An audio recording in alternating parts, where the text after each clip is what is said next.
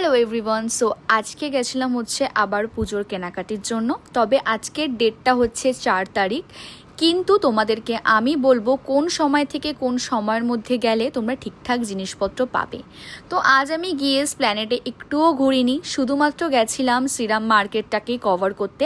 But Shriram মার্কেটে ঢুকে দেখলাম যে সেরকম কোনো কালেকশানই নেই। তবে যেই জিনিসগুলো ছিল, যে ড্রেসগুলো ছিল, আমি কয়েকটা ট্রায়াল করেছিলাম আলাদা আলাদা স্টোর থেকে, আমার খুব একটা ভালো লাগেনি।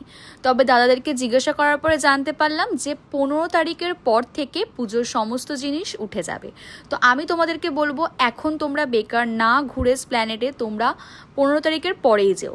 স্প্ল্যানেটে কিছু পাইনি বলে ভাবলাম একবার বড় বাজার দিয়ে ঘুরে আসি, কারণ আমার একটা পিস কেনার ছিল।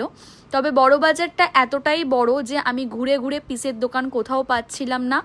লাস্টে এক দাদার কাছে জিজ্ঞাসা করতে, সেই দাদা বলল এখানে ফ্যান্সি পাট্টি বলে একটা জায়গা আছে যেখানে অজস্র তোমাদের থানের পিস পাওয়া যায়।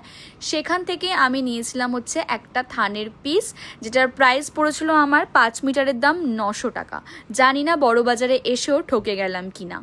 তবে নিজের জন্য তো ওই একটা জিনিসই কিনলাম, সামনে জন্মাষ্টমী আছে, তো গপু ভাইদের জন্য দুটো জামা কিনে বাড়ির দিকে রওনা দিলাম।